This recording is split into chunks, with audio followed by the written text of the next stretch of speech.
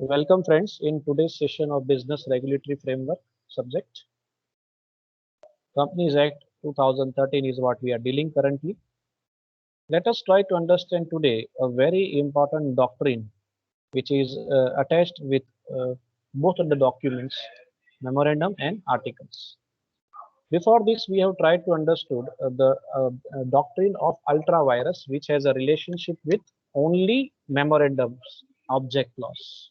So it has a relation with memorandum of association document. Now this document has a relationship basically with both the documents. ये दोनों documents पे लागू होता है एक तरीके से ऐसा कहा जाता है. Basically ये लागू होता है articles के ऊपर, लेकिन दोनों के ऊपर भी इसे follow किया जा सकता है. दोनों documents, दोनों यानी कौन से? Memorandum and articles both. So let us try to understand the concept of the principle of doctrine of constructive notice क्या होता है, रचनात्मक नोटिस क्या होता है, इसका सिद्धांत क्या होता है, ये समझने की कोशिश करते हैं. The memorandum of association and the articles of association are the two most important documents needed for registration and incorporation of the company. Memorandum and articles of association of the companies are public documents. मैंने बार बार बोला है, both are public documents. Company की रचना के लिए ये दोनों documents अनिवार्य है, कंपलसरी है, चाहिए ही, इट इज नीडेड. इसके बिना कंपनी की रचना नामुमकिन है. समझ लीजिए. These documents are prerequisite for registration of any company. किसी भी कंपनी की रजिस्ट्रेशन करनी है, उसको इनकॉर्पोरेट करना है, उसको इस्टेब्लिश करना है, उसको स्टार्ट करना है, तो इसके लिए ये प्री रिक्विजिट है, ये पहली रिक्वायरमेंट है. ये दोनों डॉक्यूमेंट्स रेडी करने हैं. They are lodged with the registrar of the companies. At the office of the registrar, these documents are open for inspection. They being public documents, any person can obtain the inspection of these documents. ये दोनों document को आपने submit करना है, ready करके with the registrar of the company submission करना है यहाँ पे. और ये जो रजिस्ट्रार का जो ऑफिस होता है, ये डॉक्यूमेंट्स वहाँ ओपन होता है इंस्पेक्शन के लिए. कोई भी बंदा वहाँ जाके इसको इंस्पेक्शन करना है, इसको ऑब्जर्व करना है, इसको देखना है, देख सकता है. It is open for all, इसीलिए तो पब्लिक डॉक्यूमेंट है. आप किसी भी कंपनी का मेमोरेंडम और आर्टिकल्स अगर आपने देखना है, उसको इंस्पेक्ट करना है, उसको ऑब्जर्व करना है, तो आप सीधा जा सकते हैं रजिस्ट्रार के पास. उसके ऑफिस पे जाके ये डॉक्यूमेंट्स आप इंस्पेक्ट कर सकते हैं, देख सकते हैं. They being the public document, any person obtain भी कर सकते हैं. ऑब्टेन फॉर इंस्पेक्शन, आप चाहे तो इसको प्राप्त भी कर सकते हैं. ठीक है. Under section 399, such documents can be inspected by anyone by electronic means on payment of the prescribed. आजकल तो ऑनलाइन भी पॉसिबल है. रूबरू नहीं जाना है, कसम कोरोना की, अगर रूबरू नहीं जाना है आपने और आप चाहते हैं कि मैं ऑनलाइन ही इसका इंस्पेक्शन कर लूँ, ऑनलाइन ही अगर मैं मंगवा लूँ, तो क्या प्रॉब्लम है. तो आप ऑनलाइन भी इसकी डिमांड कर सकते हैं, लेकिन जो नेसेसरी फीस है वो आपको पे करनी पड़ेगी.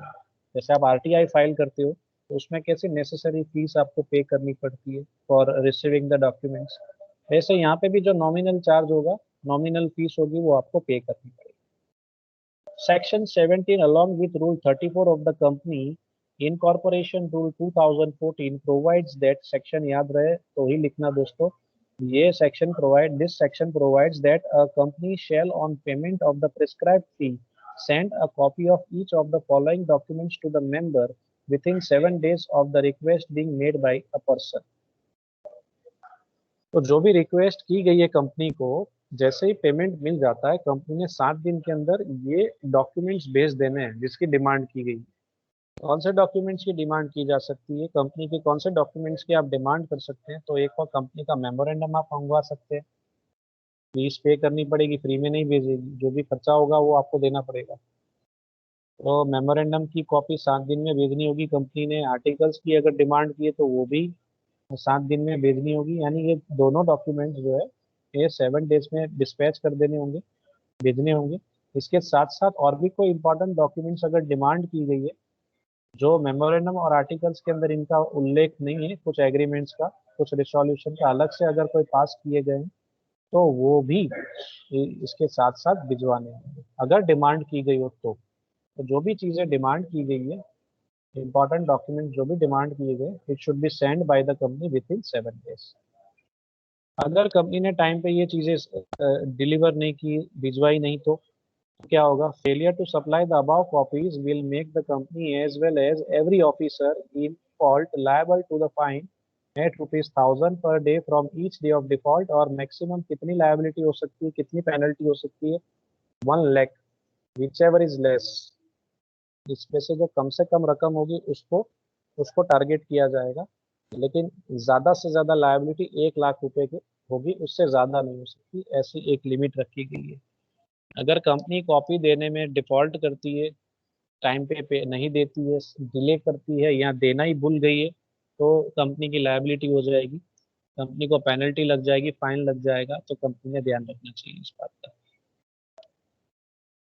It is therefore the duty of every person to inspect the documents before dealing with the company. Before dealing with the company, he will be presumed to know the contents of these documents.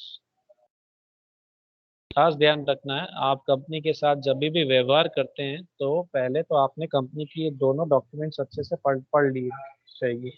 कौन से 2 documents, articles of association and memorandum, ये दोनों आपने एक बार देख लेनी चाहिए, पढ़ लेनी चाहिए, इसका कंटेंट देख लेना चाहिए, समझ लेना चाहिए।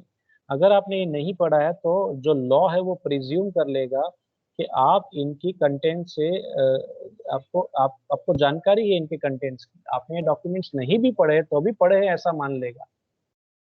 तो आप जरूर पढ़िएगा पहले आर्टिकल्स एंड मेमोरेंडम किसी भी कंपनी के साथ व्यवहार करने से पहले, नहीं तो जो घटनाएं घटी हैं, केसेस आएगा वो आपके सामने है। देखिए यहाँ एक केस की डिटेल है, ऑक बैंक ऑयल कंपनी वर्सेस क्रम। 1882 के केस के अंदर क्या जजमेंट दिया गया था, it has been held that anyone dealing with a company is presumed not only to have read the memorandum and the articles but understood them properly। इस judgement के अंदर ऐसा कहा गया है कि जो भी व्यक्ति कंपनी के साथ व्यवहार कर रहा है, ट्रांजैक्शंस कर रहा है, डील कर रहा है, ऐसा प्रिज्यूम किया जाता है कि इन लोगों ने मेमोरेंडम और आर्टिकल्स पढ़ लिए, दोनों डॉक्यूमेंट्स पढ़ लिए हैं और साथ साथ में समझ भी लिए। फिर भी फिर भले उन लोगों ने सच में नहीं पढ़े हो, नहीं भी पढ़े तो भी प्रिज्यूम कर लिया जाएगा, जो भी बंदा कंपनी के साथ, जो भी आउटसाइडर कंपनी के साथ व्यवहार कर रहा है, उन्होंने ये दोनों आर्टिकल्स यानी दोनों डॉक्यूमेंट्स आर्टिकल्स और मेमोरेंडम पढ़ लिए, समझ लिए, ऐसा प्रिज्यूम किया जाता है, मान लिया जाता है, पूर्व धारणा की जाती है। फिर भले उन्होंने नहीं पढ़ा हो, कौन पढ़ने जाएगा, हर एक कंपनी के मेमोरेंडम और आर्टिकल्स कौन पढ़ेगा यार।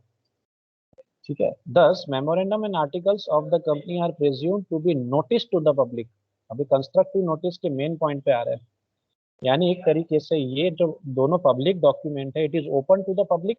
कभी भी आप इसको रजिस्ट्रार की ऑफिस पे जाके इसका निरीक्षण कर सकते हैं, इंस्पेक्शन कर सकते हैं, देख सकते हैं। इनकी कॉपीज भी प्राप्त करनी हो तो जिस कंपनी की आपको मेमोरेंडम और आर्टिकल्स चाहिए उस कंपनी में आप अप्लाई करिए, फीस पे करिए, आपके घर पे कॉपी आ जाएगी, आपको कॉपी मिल जाएगी, यानी ओपन टू ऑल है। It is a notice to the public हो गया, एक तरीके से प्रिज्यूम किया जाता है। जैसे ही इन दोनों की रचना हो गई है, it is presume, it is a notice to the public. Public को एक तरीके से नोटिस दे दी गई है कि ये कंपनी की रचना हो चुकी है और ये इनके इंपॉर्टेंट डॉक्यूमेंट्स भी हैं, मेमोरेंडम भी है, आर्टिकल्स भी है, एक तरीके से नोटिस दे दी है जनता को। So such a notice it is called constructive notice, रचनात्मक नोटिस एक तरीके से क्रिएट हो गई है। फिर जनता ने पढ़ी हो या न पढ़ी हो, लॉ तो ऐसा प्रिज्यूम कर लेता है जो भी ट्रांजैक्शन कर रहा है कंपनी के साथ, वो बंदे ने ये दोनों डॉक्यूमेंट्स पढ़े हैं, ऐसा प्रिज्यूम कर लिया जाता है। Besides a memorandum and articles, there is also a constructive notice of all other documents like special resolution of the company, charges, deeds, etc., which are to be filed by the company with the registrar।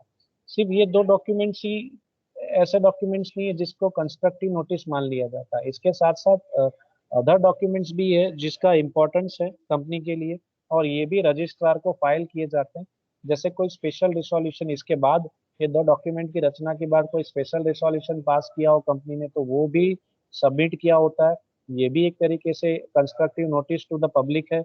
कोई special deeds बनाई हो, कोई contract किया हो, कोई charges create किया हो property के ऊपर वगैरह वगैरह, तो जो भी अदर इम्पोर्टेंट डॉक्यूमेंट्स है जिसको सबमिट किया रजिस्ट्रार को, वो सारे डॉक्यूमेंट्स भी कंस्ट्रक्टिव नोटिस के स्वरूप में माने जाते हैं। यानी इसकी नोटिस भी पब्लिक को मिल चुकी है, ऐसा मान लिया जाता है। The doctrine of constructive notice is more और लेस एन अनरियल डॉक्ट्रिन। इसको एक तरीके से अनरियल डॉक्ट्रिन माना गया है। भले उसने पढ़ा हो या न पढ़ा हो, मान लिया जाता है कि बंदे ने, आउटसाइडर ने, the person who are dealing with the company, they have understood this, they have read this particular documents, ऐसा मान लिया जाता है। तो ये एक तरीके से अनरियल हो गया ना। It does not take notice of the realities of the business life. People know a company through its officers and not through its documents. ये बहुत इंपॉर्टेंट स्टेटमेंट है। जो आउटसाइडर होगा वो तो व्यक्तियों के साथ व्यवहार करेगा ना, कंपनी के जो ऑफिसर्स होंगे, जो ऑफिशियल पर्सन्स होंगे, उनके साथ व्यवहार करने वाला है, उनके डॉक्यूमेंट्स के साथ थोड़ी ना व्यवहार करने वाला है। The courts in India do not seem to have taken it seriously to though, यानी डॉक्ट्रिन ऑफ कंस्ट्रक्टिव नोटिस को इतना सीरियसली भी नहीं लिया गया है। तो वो एक एग्जांपल देखते हैं। In Dehradun Mussoorie electric tramway company versus Jagmandar Das का ये जो केस है, ये देखते हैं। The high Allahabad High Court allowed an overdraft incurred by the managing agent of the company when under the articles the directors had no power to delegate their borrowing power।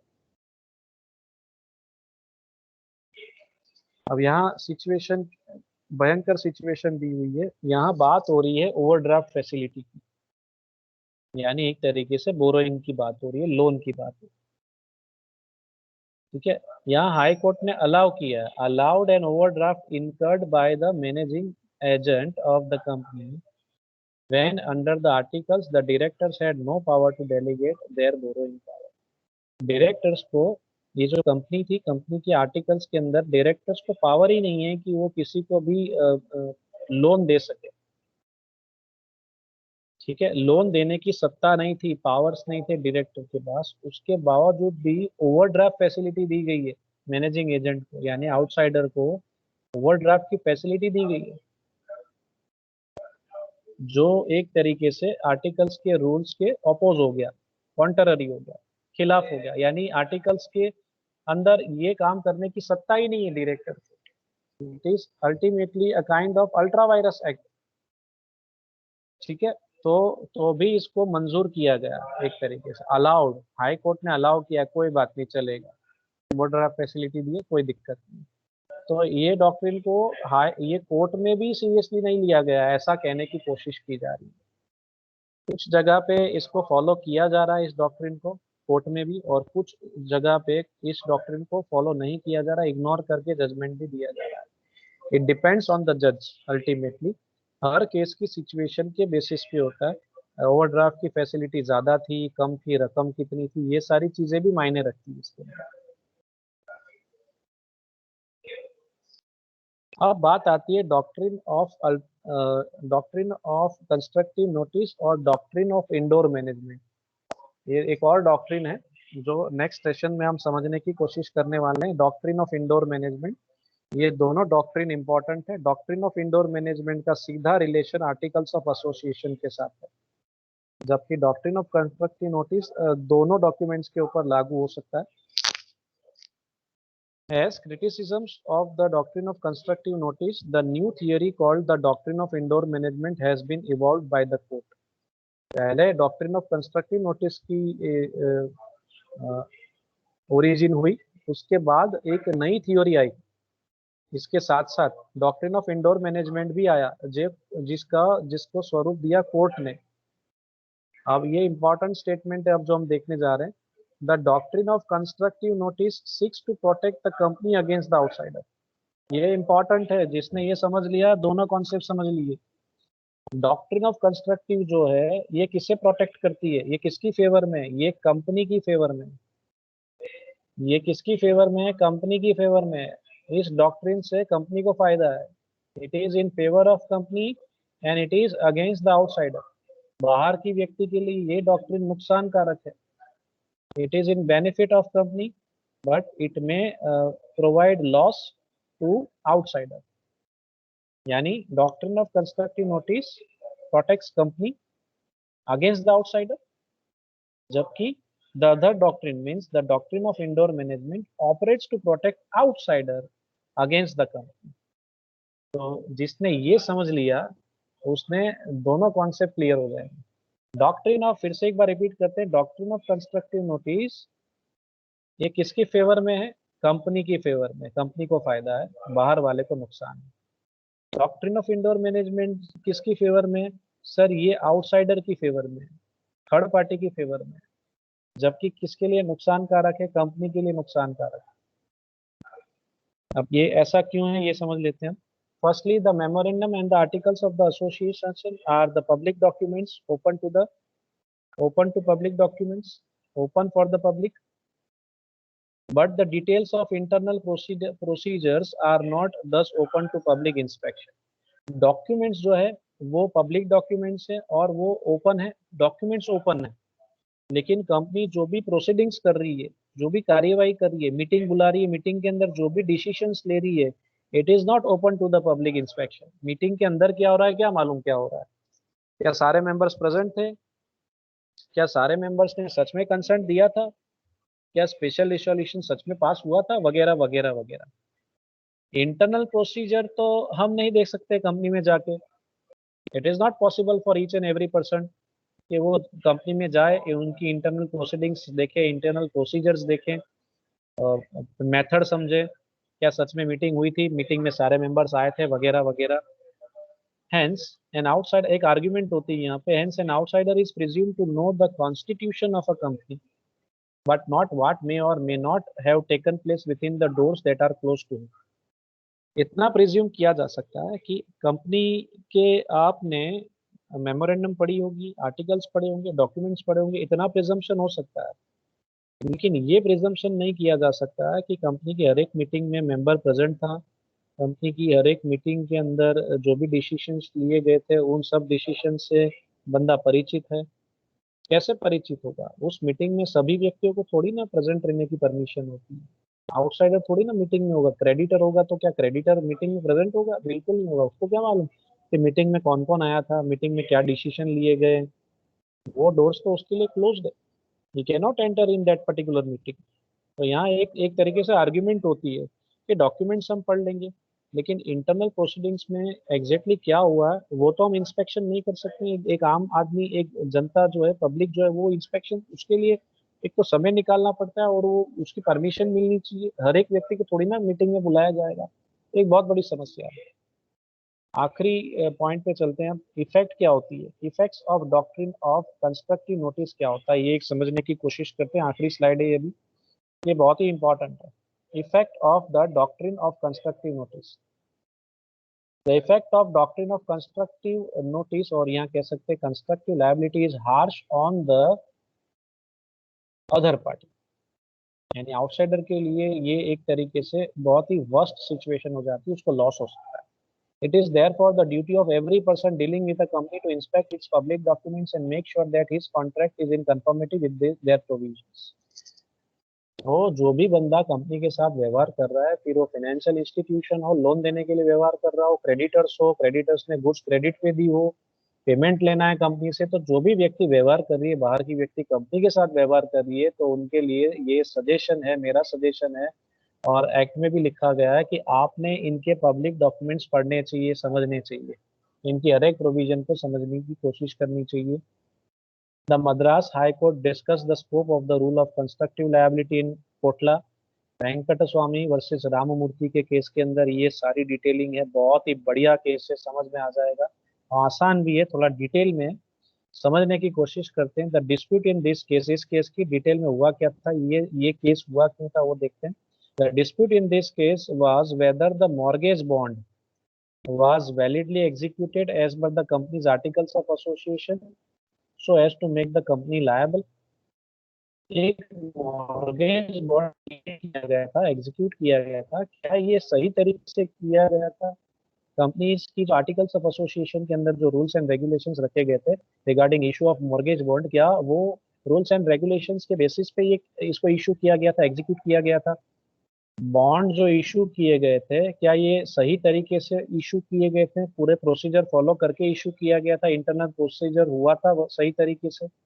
Article 15 of the companies article of association provides that all deeds hundis, cheques, certificates, ये सारे instruments है, important instruments है। Deeds यानी contracts, hundis यानी bill of exchange समझ लीजिए, cheques, certificates and other instruments shall be signed by the managing director, secretary and the working director on behalf of the company.